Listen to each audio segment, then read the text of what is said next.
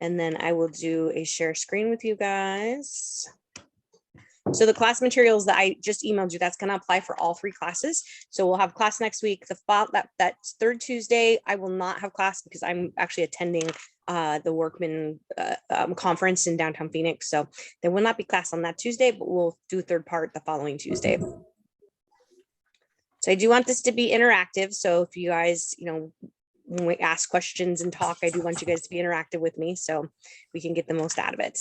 But we will be mindful of time. So let me take care of, we will be done at 10 o'clock. All right. Let me just turn this one on over here. Turn the recording on. I love all the improvements Zoom has made since the COVID, right? Because I've been using Zoom for a long time, probably 5 years.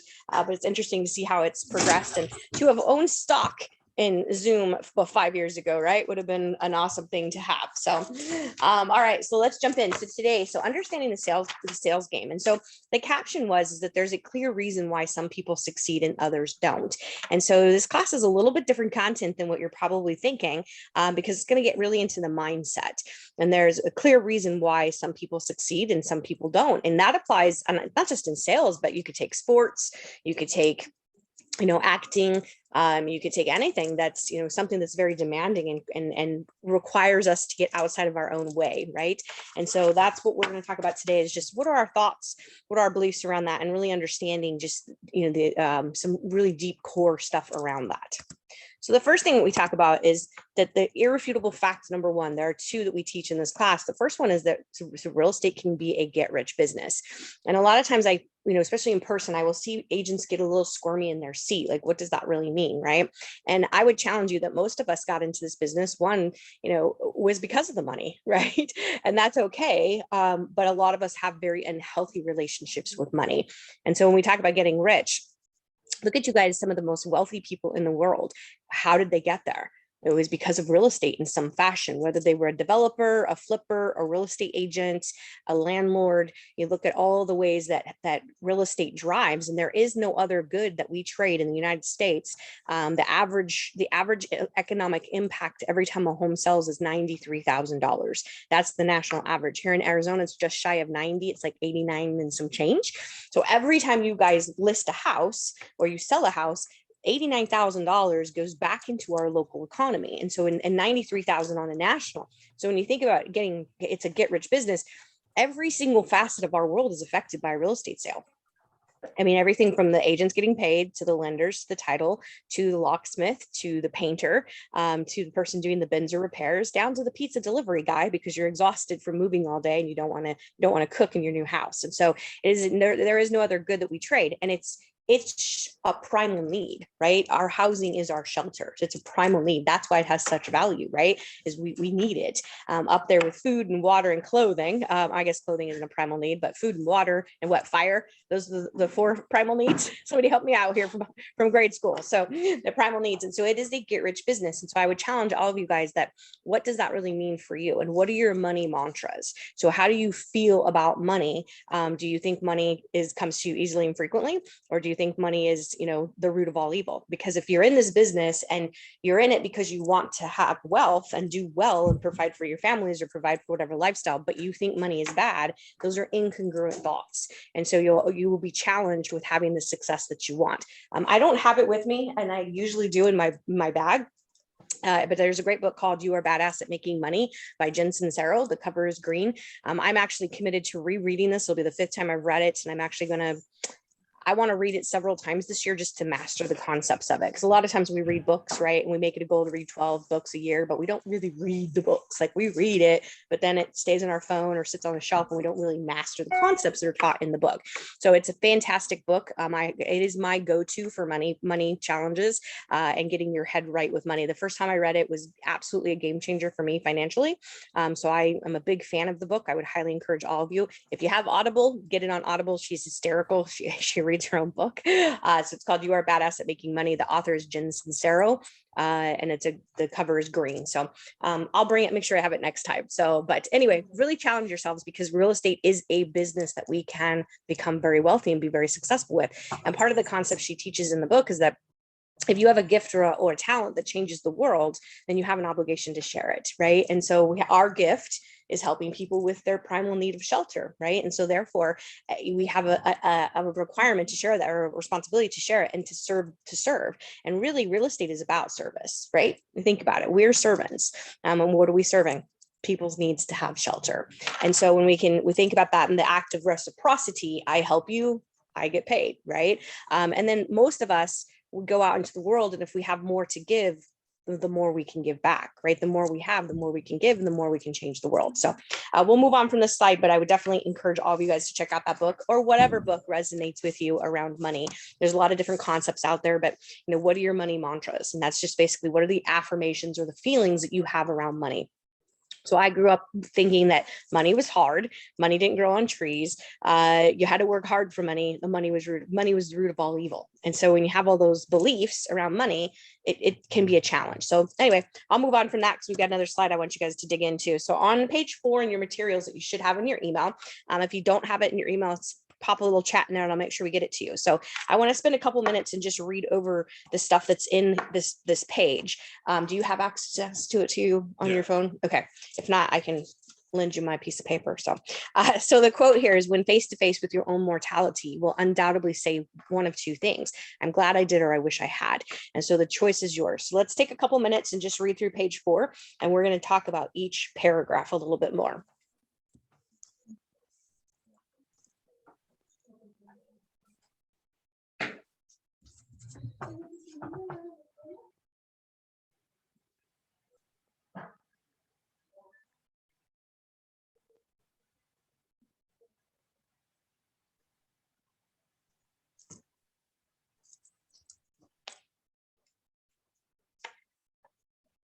If you want, I probably have printed copies if you would prefer. Are you okay? Are you going to refer to? There's a couple places I'll refer to it. There's 2 pages. We'll do a little reading, but the rest of it it'll be on the screen.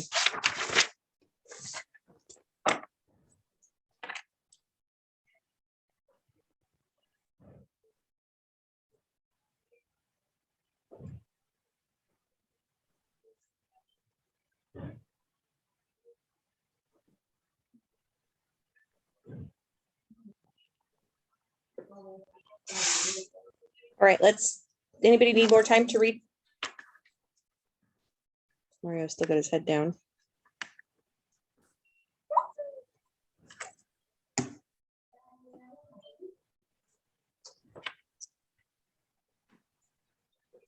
Looks like Lenore's having technical issues, so we'll let her back in. All right, so let's take the first paragraph. So a career in real estate offers a genuine opportunity to generate an unlimited income. Unlike typical corporate or government jobs, no one dictates how much money you can or will earn. As a real estate, you can make as much money as Zoom meeting. Passion to make. Oh, okay. You can as much money as your passion to make by focusing on the right activities. It's definitely one of the best careers in the world for people possessing unlimited passions. So let's take that. So in my next paragraph, a couple of you seasoned people can chime in here, but what are some reasons? Give me some thoughts about why you're in real estate. Why did you choose real estate? So Ray, this is a new career for you. So why did you choose it? I've always had a passion with like flipping houses and buying and, upgrading the house I was in and then just moving up bigger and better, I guess, Okay. But also that passion, now that I was retired and got tired of golfing every day, believe it or not, I wanted another challenge, and I know it can be busy and stuff, but I also wanted that flexibility. Okay. If that makes sense. Okay, awesome. So the right activities, a couple of things that stand out. So there is unlimited, right? We can agree to that. You can make as much money as you want or as little money as you want. The right activities. And so that's what a lot of momentum is going to teach you guys, is what are the right activities we should be focusing on. And I've had seasoned agents take these classes and go, yeah, I I was doing that and I stopped doing it and I don't know why I did. And so real estate, the basics of what we do they're not rocket science, right? We want to make them rocket science. We want to make them difficult, but when we do the basics at a high level of commitment and consistency, we will have the success that we want to see in our business. Let's see who jumped in, Barb and Kimberly. Okay. So the next paragraph. So some of my seasoned people. So real estate can be an 80-hour per week and earn absolutely nothing. Deb, have you ever had weeks like that in your career? You're on mute.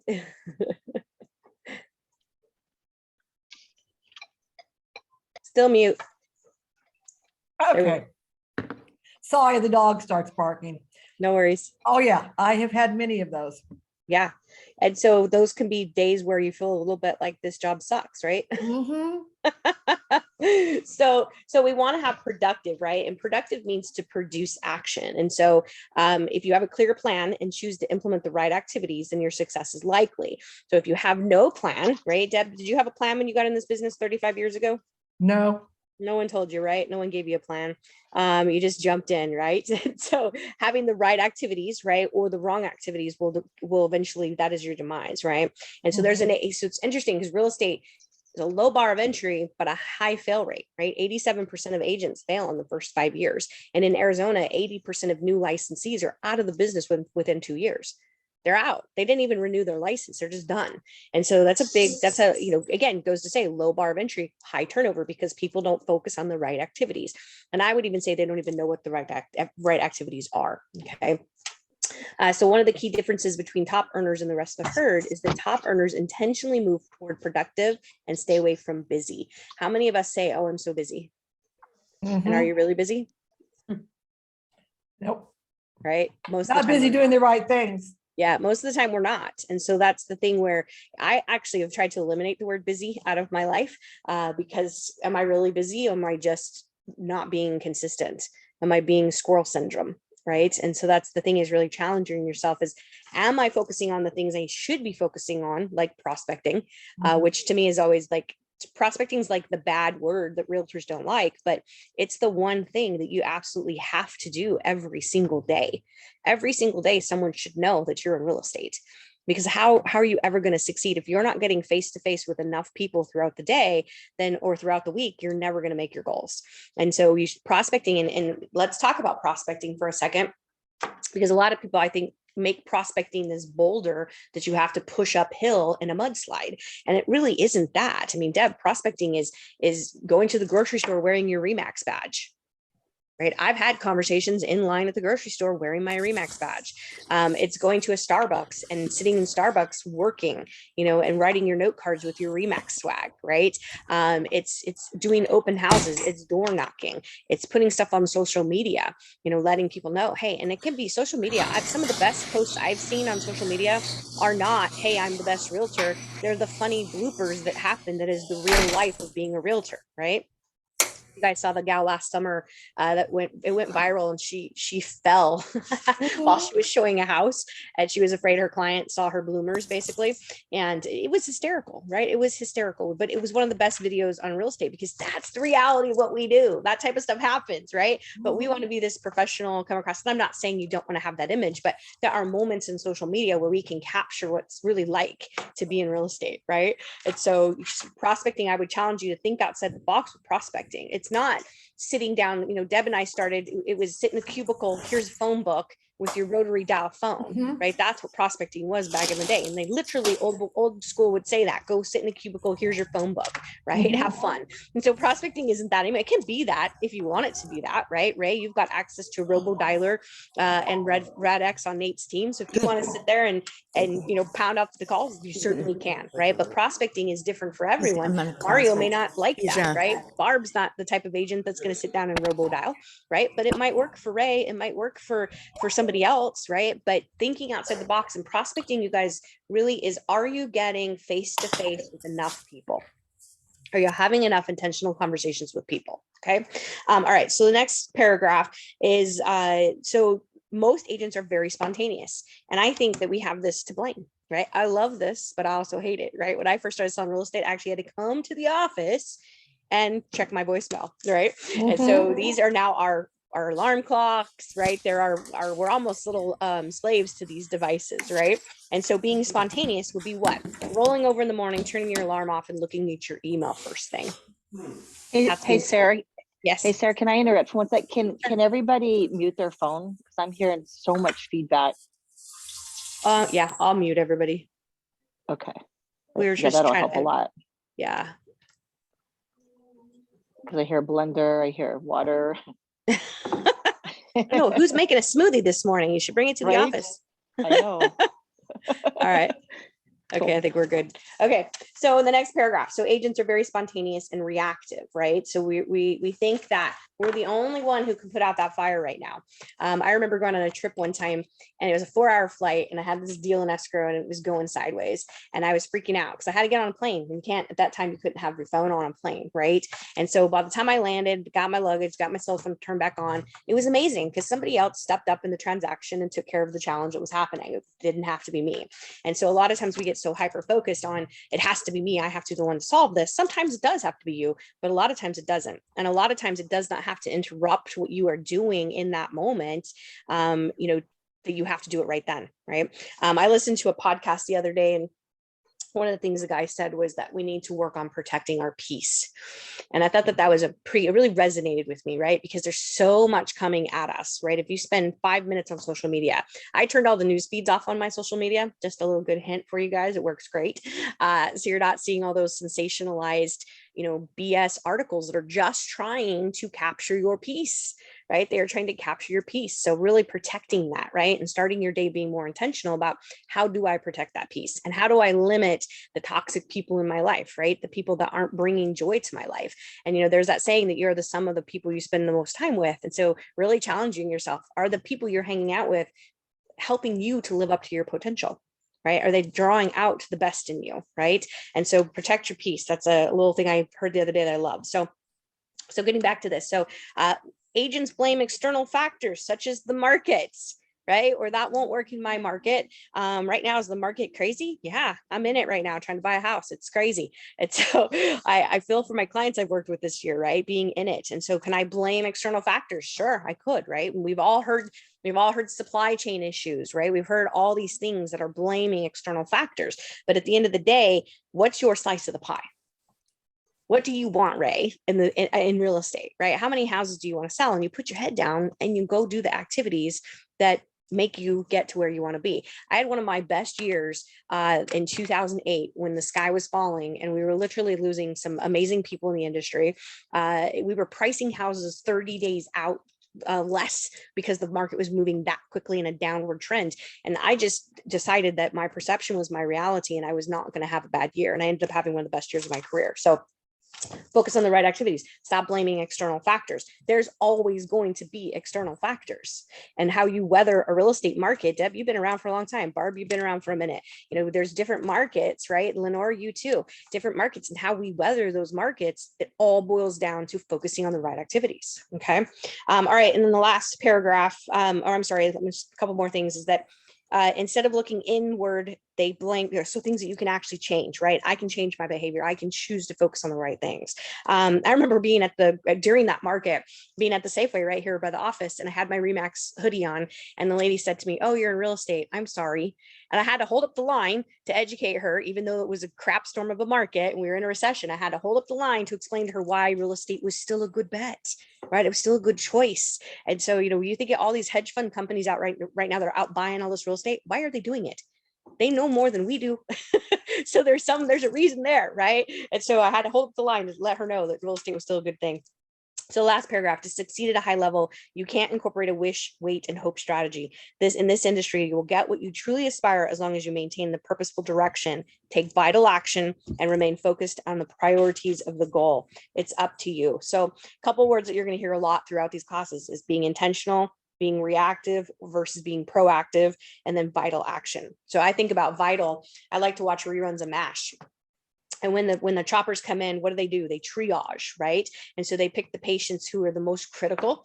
And so I think about that show when I teach this class and I talk about what are vital activities. Well, if you're being triaged, right, you're getting moved up in the line because you might be hemorrhaging, right? And so you need immediate attention versus the guy with the flesh wound. And so when we think about our vital activities, are you hemorrhaging somewhere in your business, right? And so we be focusing on that to make sure that we stay alive, right? And so vital activities are things that are non-negotiables, right? They have to happen in your business. All right. Any comments? I gotta check the chat here real quick. Lenore, I will get that to you. Hold on, let me just stop share and I'll send that out to the people that just jumped in. Any comments while I do that, you guys? Any thoughts? Lenore, I sent it to your Lenore Stevenson at, oh, that's why, because you're not Lenore Stevenson anymore. Right. You want me to do Gmail? Yes. Okay. Is it Lenore Schultz 1 at Gmail? Yes. And then I've we lost your Barb. video too. You what? I've lost your video too. You probably need to just move your screens around maybe. That's what I'm trying to do. Anybody else need the class materials?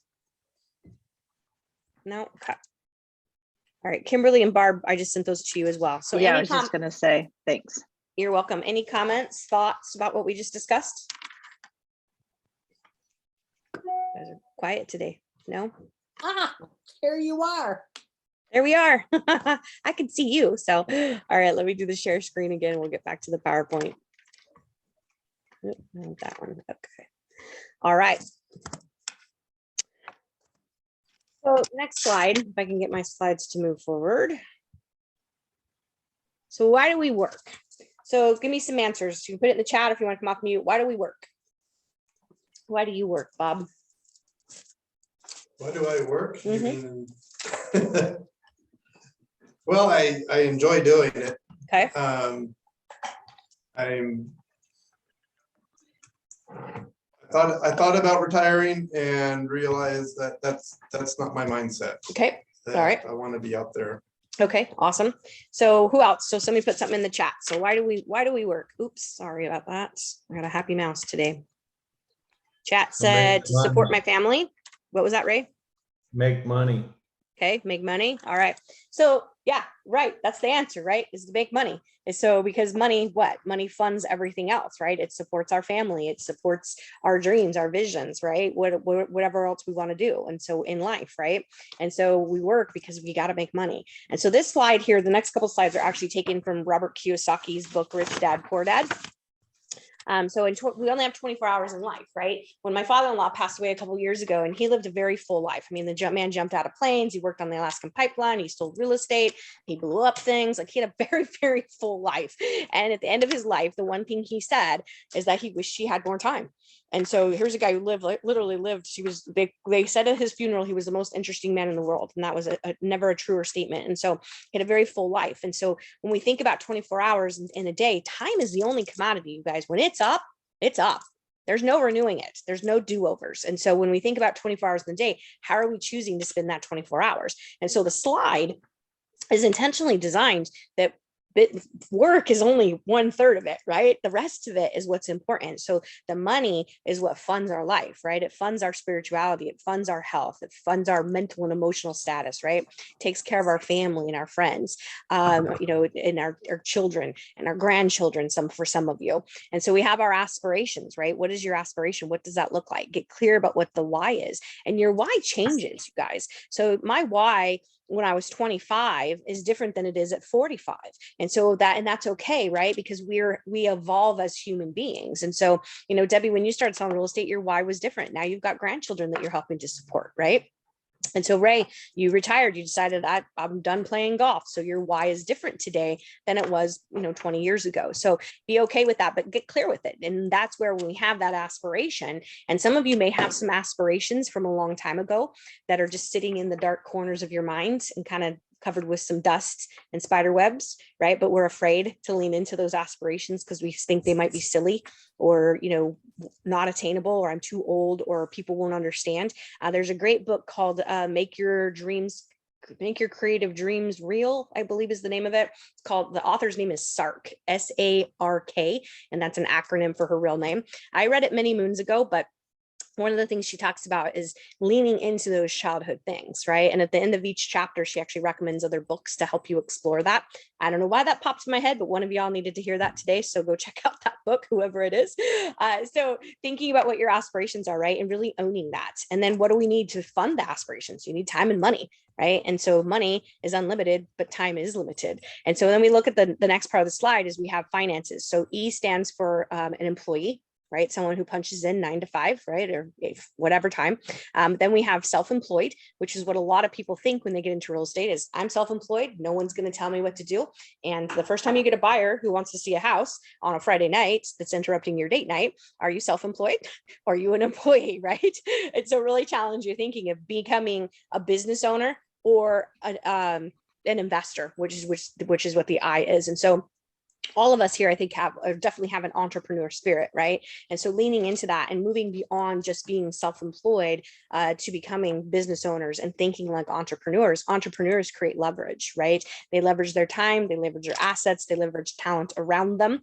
And then that eventually becomes a sellable good, right? So we don't live to work, you work to live. And so we want to earn enough money, right, to fund our aspirations. And so at the bottom of page 5, the reminder there is the goal is to live an unlimited life in a limited amount of time.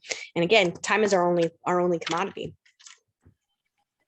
All right, so your career options. So again, from Robert Kiyosaki, so we have the employee, right? The employee works for others, low cash, high time. My ex-husband was a manager for a grocery store. He worked about 60 hours a week and made the salary of someone who should have been working 30 hours a week. And so low cash, high time, right? A lot of responsibility. Self-employed, you work for you, you develop yourself, you develop all your systems, you fund it, right? Great high cash, but a lot of time, right? We pour a lot of time into it because it's all you. We have no leverage. And then we have business owner. So this is finding and developing others. We have a passive income, right? So we have other streams of income potentially. And so this is high cash, low time. And then we have the investor, right? This person lives in the unlimited space, right? Ray mentioned being a flipper. And so that's being an investor, it's creating that unlimited potential, right? It's passive income, low risk, high cash and no time, right? Because an investor leverages all the opportunities around them to create that high cash and no time. All right, so we have one more page. We're going to do a little bit of reading, this couple of paragraphs. This is page 7. So it begins with the way you think. And so you can transcend any situation. And I love this because, thinking about my life, when I first went through this class and I got to this slide, I was like, this is really hitting home for me because, I grew up poor, living in a trailer, and my future was exactly that, right? And I look at my brothers and sisters, and many of them have never transcended past that. They just have lived in that space. And no judgment, it works for them. But I think about my life and I think about the fact that I was able to transcend that because I strategically put myself in positions where I went to work for one of the best real estate agents in the country, right? And so I had an opportunity and I leaned into that, right? And here I am all these years later. I mean, I was 21 when I joined Nate's team. I was a baby. And so, but I was able to transcend that because I made a critical choice. And so all of us are capable of transcending any situation. And all it takes is one choice, right? One decision, and you have a different life. So let's read through page 7, and then we'll talk about these paragraphs as well.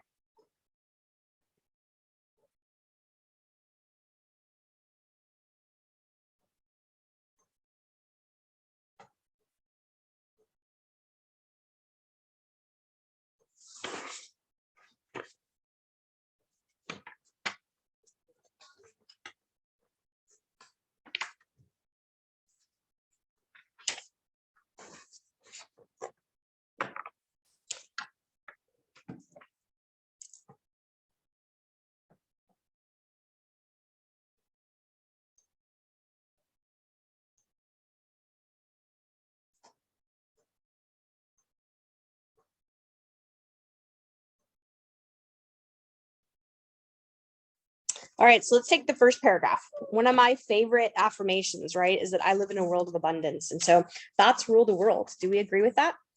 right? You can think yourself into being happy, or we can think ourselves into depression. And watch 10 minutes on the news. There's plenty of stuff to be depressed about happening in the world, right?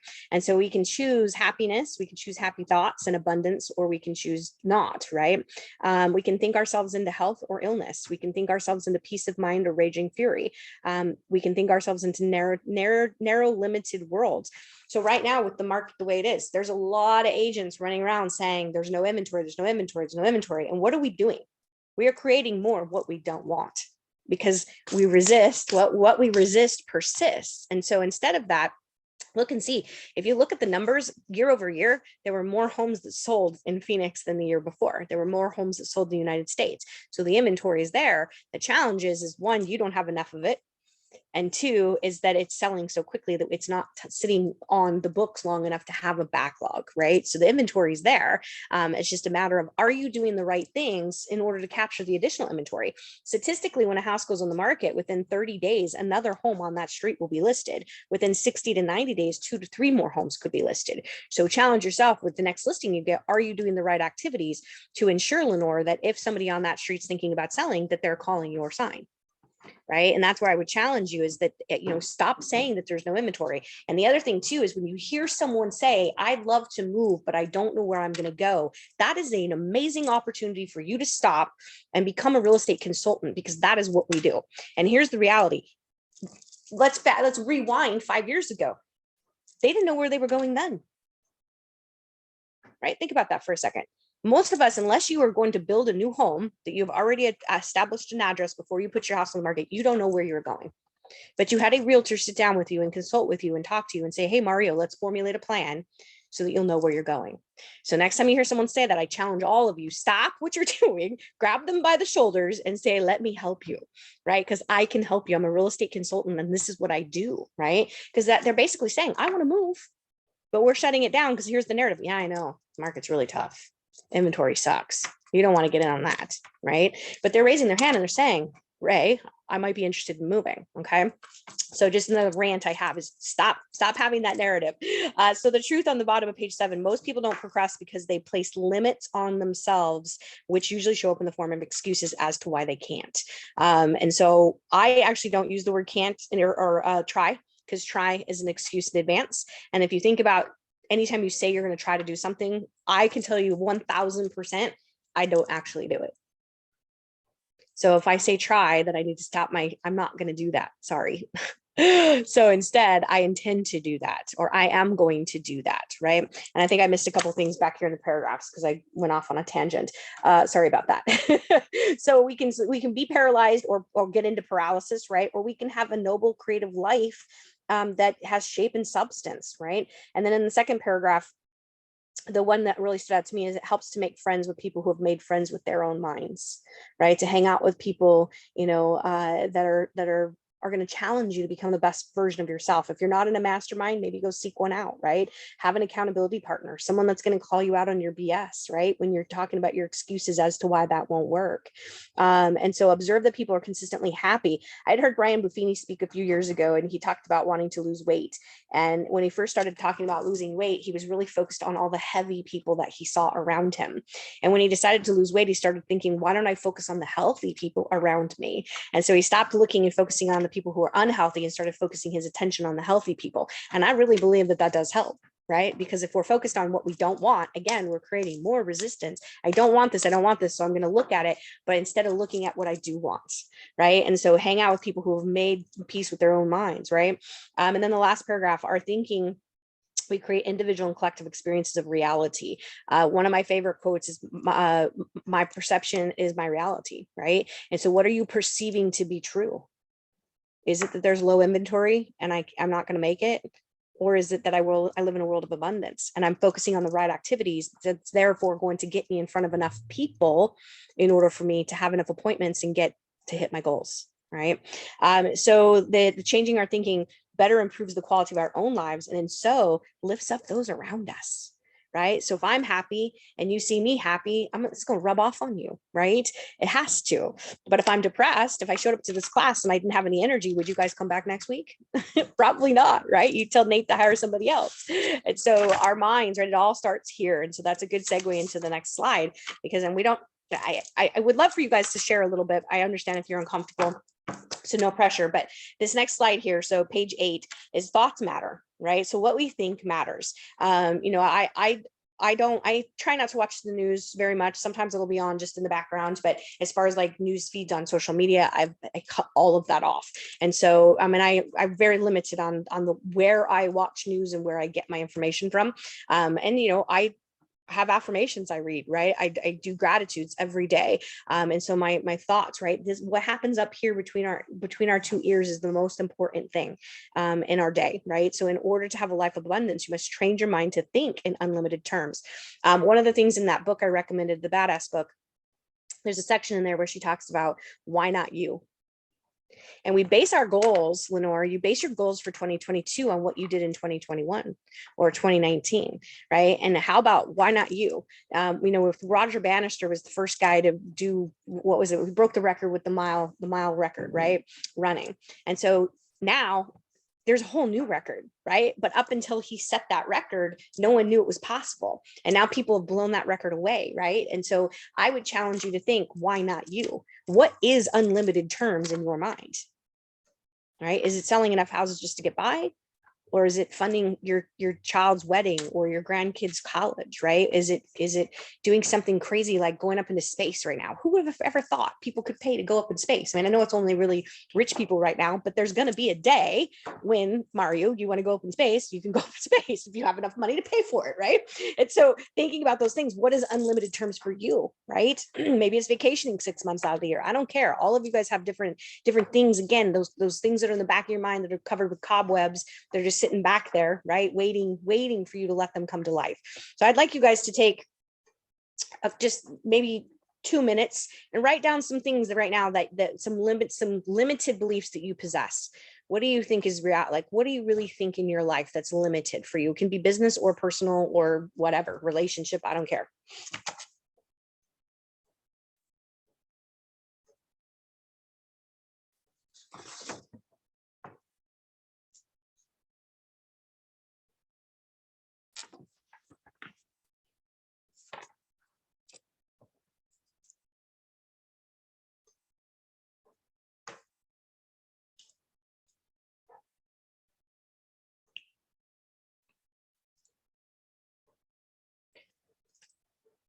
So to me, kind of a limited thought event, again, going back to the inventory that people have this thought, right? Nobody wants to sell because they don't know where they're going to go. And so that's a limited thought, right? Some people think that, you know, I'm not going to go down a political thing, but there's a lot of limited thoughts around politics right now and what's happening with that. So, you know, there's a lot of scarcity happening and a lot of fear-based mentality that's happening. And, you know, I don't want to point fingers at any one particular thing, but there's a lot of stuff happening just globally, right? So getting out of that fear space, and some of you yourself might be thinking about that, right? Being in your own fear. And, you know, I will be transparent. We're buying a house. It's the biggest house I've ever bought as far as financially. And to think, you know, when I was a kid living in a trailer and thinking about buying a house at this price range, it's kind of blowing my mind a little bit, right? And I can afford it. It's not that I can't afford it. It's not like I'm going to be house poor, but it's blowing my mind a little bit. And yesterday having a little bit of that scarcity, like what happens if, you know, and can you do this? Or what if the right? And all these things going through my head, causing me to wake up really early this morning in a little bit of a panic attack. And so what are some limited thoughts you guys have? So anybody want to share? I put everybody on mute. Now you guys are all not talking. So I would say, you know, no is not an option. You know, that's one for me. And, you know, 2 is a very important one. You are who you hang with. I'm a firm believer. You are who what? you hang Say that with. again. Okay. You are who you hang with. And Okay. meaning positive, then you're going to get positive. Negative, you're going to get negative. And Sure. we have choices of who we hang with, who we want to do business with, and everything else. And I say surround yourself. That's one of my things with the best. Or if they're acquaintances, just let them be acquaintances. If they're friends, if they're clients, whatever it may be, choose it. There you go. And I can do anything that I want to do, that I set my mind to do. So I love that. Those are some things that always come to my mind. So she's already rewritten her limited belief that no is not an option. I love that. So that's great. Anybody else? Let's hear from one more person and we'll move on from this and go to the next part of the slide. Anybody been brave enough to share? All right, so that's fine. I get it. It's kind of personal, but I would really challenge you if you didn't actually do this in a couple minutes, and I didn't give you a ton of time just because we don't have a ton of time, but I would go back to this and really be honest with yourself. No one has to see it, right? What are some of the thoughts that you have? And I hear it a lot in classes like technology, and I get it. I got a new phone and I have to talk to it to get it to reboot, which the first time I had to do it, I was like, what am I doing? This like, what? And so there are things that we all have limited thoughts around, right? And you could challenge it as simple as, I'm so forgetful. I always lose my keys, right? There are so many things that go through. There's a great book called What to Say When You Talk to Yourself by Shad Helmstetter. It's old. It's not on Audible, so you'd have to actually buy it and read it. But he talks about how many times a day that we are just absolutely horrible to ourselves in our negative self-talk, right? So I would challenge you to think about even what you're saying to yourself. So a limited belief could be something as simple as, I'm so forgetful, or I'm clumsy, or I'm, whatever, fill in the blanks, right? I'm short. I'm only 4'11" and 3/4. So I am literally short, right? Could that be a limited belief for me? Absolutely, right? And so changing that. So the next part of the slide is rewriting that. How do I take that limited thoughts? And so for me, being short, right? My mother told me good things come in small packages. And so that was a way to rewrite that belief, right? Because I can't change the fact that I'm short. And so changing that belief. So I'm so forgetful. I am not forgetful, right? Or I remember what I need. I hear a lot of times that there's not enough time. That's a limited thought as well. Well, how about there's enough time to get done what's critical, right? I create enough time in my day to get done what I need to get done. And so rewriting that thought, whatever it is, flipping the thinking, and it will feel weird at first, right? It will feel like it's phony and that it's fake. But the more that you do it, the more that you say it, and the more you believe it, it will start to become true for you. Okay. So that's, if there's anything you take away from this class, is page 8, to really dive into that for yourselves and to really be honest and really rewrite those things into positive affirmations for yourself. Okay. And getting the badass book. That's the other takeaway. All right. So keeping an open mind. So learning based. So I know what I know, and there's more to know. Our owner, Nate, he never misses a class, right? He's the first guy to get a CE class. He's the first guy to sit in the front row, right? He's never missed a Remax convention. And so he knows, right? He's probably one of the smartest people that I know, right? Especially when it comes to real estate. But he always knows that there's more to know, right? There's more to learn, more things that are out there that he can take and grow, right? As a person. So if you're not learning based, I don't like the word ignorant, but it's kind of true. If you're not learning based, you might be ignorant based, right? And so I just want to stay in my space. So ignorant based is, I know what I know and I'll ignore everything else, or I already know it all. My stepson, when he was 16, he was ignorant based, right? Because he knew it all. He was 16 going on 40. And so children are in that space, right? Because especially when they're in that teenage years. So the fact that you're here obviously demonstrates that you are learning based. So the question on page 9 is, can someone be learning based but not committed to self-mastery? The answer is yes, right? I can be a seminar junkie. I can be a class junkie and take the classes. But if I'm not committed to self-mastery, and what is self-mastery? Self-mastery is doing the work, right? Is taking page 8 and being honest with yourself and writing down your limited beliefs and then rewriting them and kicking those bad habits out, right? Learning based or self-mastery is coming to this class again, right? Because I promise you, the next time you do this class, I am not going to say the same things. And so some things I might, but then there's going to be things that will pop out of my mouth that were not the same. And so applying the stuff over and over and over again. Bruce Lee said he did not fear the man who knew 10,000 kicks. He feared the man who had practiced one kick 10,000 times. And so that is mastery, right? Is doing the basics at a high level of consistency over and over and over. And I know it's nauseating for a lot of us because we get squirrel syndrome and we want something new and shiny and sexy. But at the end of the day, the consistent things that are the basics that you have to fire at a high level, right? Over and over again. All right, page 10. How am I doing on time? Ooh, I better talk fast. So 2 outcomes. So we'll go quick on this slide. So just basically, this is what happens in Jeopardy, right? I learn all these things and I can go to Jeopardy versus I learn, I grow, right? I clarify my choices. Is this still true for me? I take action, right? Every day. That builds good habits. It shapes my character and ultimately determines my destiny and controls the outcome of my legacy, right? What are people going to say about me when I'm gone, right? So being learning based. So the pathway to mastery. So same thing here. We hear the material for the first time. We continue to come back, right? SPA is study, practice, and take action. There's actually a book that's referenced on page 11. It's a book, but it's not, the author's not in there. His name is Jeffrey Colvin. It's called SPAR. So study, practice, action, and then reinforce, right? So coming back, taking the class again, right? Doing the things over and over again, having yourself an accountability partner. So with the book, one of my friends and I, we're actually gonna, the Badass book, we have agreed that we're just gonna read it over and over again until we feel like we've mastered it. I don't know if that's 90 days. I don't know if it's all year, right? So instead of reading a bunch of books and not mastering them, I really want to master the concepts in this book. So y'all are probably going to hear me talk about it in more than one class. So just be warned. So, all right. So moving on. So why do people succeed? Maybe I should have Nate get y'all a copy of it. So why do people succeed? People succeed because they intend to, right? If you look at some of the most successful people in the world, they don't have, they have excuses, they have limited beliefs, but they bust through them. Right? They say, this is not, I'm not taking no for an answer, as Kimberly said, right? So they intend to, they set out, Mario, they're very clear about what their why is and they go to work, right? They don't let anything get in the way of it. You might have roadblocks, you might have some obstacles you got to get around, but they don't give up. Okay. So where we want you guys to be at on this is, so we look at being intentional and inactive. I'm content, right? I want it, but I'm not going to move towards it. Talk is cheap. Then we have unintentional and inactive, right? This leads to failure, 87% turnover rate, right? I don't want it and I'm not going to move towards it. I'm not going to do the activities that are going to get me success.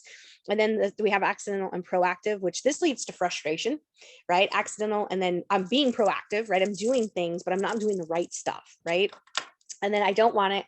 And maybe I'm moving towards it for other reasons. Some people get into second careers, not some, most, get into second careers because they still have something to prove to someone significant in their life, be it a parent, a teacher, aunt, uncle, ex-husband. That's what a lot of times people do a second career. Not everybody, but that's a lot of times, is that I got some fight left in me and I still want to prove something, right? And so then at the top, I saved this one for last because this is where we want you to be: intentional and proactive. Right? So I'm intentional. What does that mean? I intend to do the right activities, right? Prospect every day. And so that's a big rock in my mind. And then being proactive, again, just means to produce action. This leads to abundance, which is what I think all of us want, right? We want to live in a world of abundance. And so I want it and I'm moving towards it. I'm willing to make those sacrifices and do the things that I might not be comfortable. I might not be comfortable door knocking, right? But I know that if I want to have success at this open house, I got to do it, right? And I'm not saying door knocking's for everyone. That's just one example, right? And so I'm not going to tell you to go do something you're not comfortable doing, but you've got to find the prospecting activities that you are comfortable doing and crush those at a high level of consistency. All right, 2 more slides and then we'll wrap for today. So being intentional and proactive. So commit your commitment. This is at the top of page 13. Your commitment to your decision, not your condition, shapes your destiny. Let me repeat that. Your commitment to your decisions, not your condition, shapes your destiny. So again, take me, trailer park girl, not that there's anything wrong with living in a trailer park. That was a condition, right? Growing up poor, that was a condition. It was my decision to transcend that shaped my destiny, changed the course of my life, right? And so I would challenge all of you to think that you're only one decision away from having a completely different life, whether that's good or bad, right? So intentional, define your aspiration. What do you want? How many houses do you want to sell? What does that look like financially? Okay, maybe that's not the aspiration. Maybe it's something bigger than that, right? We had a gal come through this class and she actually wanted to volunteer for a mission through her church to help people in third world countries. That was her aspiration. It wasn't how many houses she wanted to sell. Her aspiration, Mario, was to be able to have the time and the money to be able to give to that organization and go help third world countries. That is an aspiration that's very crystal clear, right? So now we got to get behind doing the right activities that will get me to that aspiration. Okay. And I love that story because it's one that really makes it when she shared, it was such a profound moment and everyone in the class was just like, wow. And, so I like sharing that story because it wasn't about how many houses she wanted to sell, right? It was really about just this very altruistic person wanting to do something that she was very passionate about. And real estate could afford you to do that. That's the beauty of this business, right? Is that it's so unlimited in the money that could be made that it allows us those opportunities to just be amazing human beings and leave the world a better place, right? So it's got to be specific. Hope springs eternal, right? So we got to have a plan.